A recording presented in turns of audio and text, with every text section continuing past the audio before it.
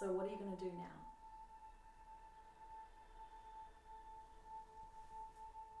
I don't know.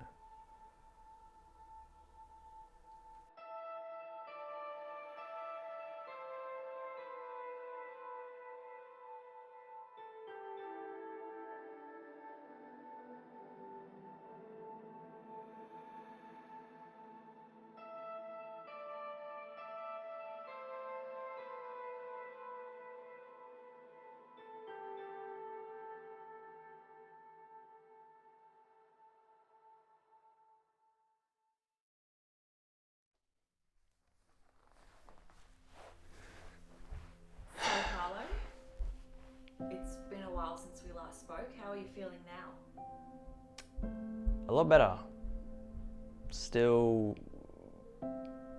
in a lot of the feels, but definitely from a few weeks ago, it's improved a lot. The last time we spoke, you seemed quite lost and confused. Now you're looking much lighter. What sparked the change? I think when a lot of everything was happening, it was just so easy to get caught up in all of it and to feel it and to not be motivated, to sit on the couch, to do nothing. And there was a day when I looked in the mirror after a shower and I was just like, I can't keep doing this. It's not like, yes, I'm feeling it, but I'm also feeling it and doing nothing for myself. And it wasn't changing the fact that I felt so ungrounded and I didn't feel myself. I didn't feel connected to who I was. So looking in the mirror, I was like, you've lost that Carlo. You've lost that connection to self. I'm sick of feeling this way and doing nothing about it. Now's time to start doing something about it and connecting back to me. How does it feel to look in the mirror and not know who's looking back at you? It doesn't feel good. I felt very lost in who I was, and it was almost like, not that I was looking at a stranger, but it was looking at someone and just being like, why don't I feel those feelings of worthiness and love and motivation like I used to? Like, what happened for it to get to this point? I am now aware of in what happened and why they happened. And then from that place of feeling a little bit more grounded in that space, I started to implement all the other things that I'm such a massive advocate for, but I wasn't doing. So started with the mind and going into things like meditation. I started to sit in meditation, even though I didn't want to, because again, at that time, I didn't really want to do anything. It was sitting, meditating, just being in that space with one intention, not getting distracted by millions of things, sitting in that. Then it was journaling. It was starting to write down, okay, what's coming up for me, and starting to understand why these things are coming up for me. Then it was going into, well, my focus switched to my body, which was my health, my fitness. These were things that I had let go, especially over this year. My health, not that I was eating terribly, but I wasn't nourishing my body. So I started to make healthier choices. I started to nourish my body with good foods. That started to impact how I felt and how I thought. Then it was fitness. I had put off this one thing that was such a big value in my life, and especially when I was looking in the mirror, I wasn't liking what I was looking at. I could accept it, but I was like, well, how have I let myself go for so long? And I knew I couldn't do it on my own, so that's where I reached out for help and got a fitness plan, got a meal plan, and started to consistently implement that. I put all this equipment in my garage to start doing these things for myself and committing to something daily. It didn't have to be achieve 20 goals in a day. It was just like, wake up, move your body, eat well. And if I could do those simple things, I'd start to feel better and better, and I did. But then it was also switching to, the focus to my soul, and how can I move through these things that had been brought up through this whole experience. And one of those things was connection. Like, my soul was craving connection. Yes, I had connection through a lot of people close to me, including my partner, but I was missing that community aspect. And that's when I started to drive down to Geelong and joining Cold and Conscious. And yeah, I felt that sense of community, but also was able to step into breath work, something that I'd only dabbled in before. And it brought up a lot for me. It made me face those things that I'd been avoiding for so long and learn how to breathe through them. We're under quite a lot of stress in this modern day society, and because of that chronic stress, it's hard for us sometimes to be able to snap out of it and to be able to regulate those stress levels and to regulate our nervous system. Sometimes we need a little bit of a shock to the system. And that's what breathwork can do. When we're doing this deep style of breathing, it can give us that little jolt that we need. It can put us into a stressed out state so that we can consciously learn how to turn it off. And that way we have a little bit better control over it. When you tie that in with just the fact of like you're breathing in these patterns mindfully and willfully, repetitively over and over again, you're teaching your body how to breathe. So you're teaching the muscles how to function properly. And this is just going to give you better control in your everyday life. The more you practice something, the more you can integrate it and you can start to do it without thinking about it. And so we practice this style of breathing that's healthier than our normal style of breathing. And I say healthier because our normal style of breathing is a stressed out style of breathing. If we can practice that more often, we just slip it into our everyday life without even thinking about it. And when we are faced with difficult situations, we can come back to our breath, we can drop into our present, and we can respond the way that we truly want to respond rather than reacting how we're reacting because we're a little bit bugged out.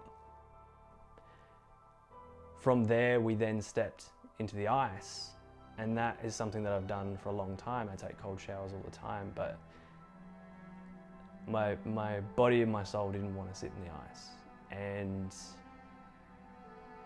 that brought up a lot. And for me, it was the first time I almost half got out because my mind wasn't strong. It was my body took over my mind, and it was not allowing me to fully be in that process. The next time I came back, I knew that that was my battle to fight, and for me to work through whatever the ice was bringing up for me. And that's where I was able to have that small win of getting to 3 minutes. And that, for my soul, was like, no, I've got this. I'm the master of my body. The ice is a teacher, and the ice is a teacher that doesn't let you bullshit yourself. When you put yourself in ice, there's no dancing around it. Your body is going to be in shock, and you are going to be confronted with exactly what's going on in your mind in that situation. Like, your brain is telling your body that you're dying, and your body's going to respond in a certain way. And whatever that is, it's just natural. Like, you can't afford to be hiding who you really are in those moments. It comes to the surface, and you either accept it and you roll with it and you learn from it, or you can hold on, you can be tight, and you can be really, really cold and really painful. In that process, meeting Steve, meeting the community, it just felt like home. It felt really good, and it started to fill my cup with that connection that I was craving. And then the next part to that was cacao, where a lot of these things that come up in the breath work and the ice was good, and I was talking about it. But when I started to drink cacao and step into ceremony, it really brought it up on a bigger level and kind of opened my heart to these things and showed me where I was blocking myself. Cacao plays a part in that reconnecting phase because she is the grandmother, she is the mother spirit, and so she really does drop you into your heart, open you up, and connect you to what's true to yourself. There is no lies, there is no gimmicks, you know, it's all truth and love. And so when using cacao as a tool to navigate whatever it is that you're going through, whether it's a good time or a dark time, cacao can always be there to nurture and support you. She'll always drop you into your heart, connect you to your spirit, connect you to your passion, your purpose, connect you to each other, and more importantly, connect you to your truth through love. That's what it does. It opens your heart and connects you to your higher self. And when I started to move through that process with amazing people around me, with so much acceptance, forgiveness, and love for myself, I started to notice these things that were coming up, like the am I worthy? Especially after what happened. Am I worthy of success? Am I worthy of creating a community like this? Am I a failure? And all these things that had been building up and kind of covering my heart and closing me off to my own connection, but my own potential. And through cacao and ceremony, I was able to acknowledge those things and bring so much acceptance, forgiveness, and love to them that it started to open up those things within me, and I started to have so much gratitude and love for them and understand why they were there. But instead of pushing them away like I did for so many years, it was opening up to those and knowing that when I do face these things, whether it's in the gym, whether it's in the ice, or whether it's with cacao, that process is for me, is me not running from the shit that's coming up in my life. It's me facing those things and learning to understand why they're there, but also understand with love and compassion. Because all of those things were just a mirror that I was looking at, and it was looking back inside me. It was really important for Carlo to release that which he was holding on to. Because when we hold on to something, we don't make room for something new to come in. And it's like baggage, it's like weight. And the more, it's like a hot air balloon. You can pump as much gas as you want and it'll go up a little bit, or you can drop a weight and it'll just go up naturally. And so that's the important thing about letting go. And so in last night's cacao ceremony, not only Carlo, but I think everybody in the ceremony released a lot. And now that we've released it, we're gonna just rise up. And I think that's the most important part of what these ceremonies are about. It's about the elevation of consciousness and love, like rising into love. And I think that's important by letting go of that which no longer serves us anymore. So that's been my process, and it's been helping a lot. What have you noticed about yourself across this journey of losing and now reconnecting? I think, like I said before, that journey of worthiness was a massive theme in my life, where I've struggled to fully feel worthy because worthiness was attached to an outcome. It was attached to an accomplishment. It was attached to a level of income, business, success. And I think throughout my life, there's been this theme of, not feeling worthy enough to, make it professional in soccer. Worthy enough to have a certain success in businesses that I was in. Therefore, I'd lose that confidence and connection in self. I'd run, and ultimately it would kind of leave me feeling defeated. In this process, I don't think the worthiness was the self-sabotage in this, but the result of what happened definitely brought back those demons of worthiness. Was this, a reflection of me being worthy enough to hold this space, to build what I wanted to build, to hold this vision that I was working towards. So now that you can see some hope, what advice do you have for someone else that's lost everything and is going through what you went through a couple of months ago? Yeah, I think it's tough. It's gonna be painful. You're gonna feel it all, It's quite hard because I'm still going through it, so I don't have the answer. But I think the best thing that I did was allow myself to feel, but also, as much as you can, connect back to you and connect back into what is really you. Not consume 100 different things. Do those things that fill your cup and just start somewhere, because if we sit in something for so long, it doesn't make us feel better.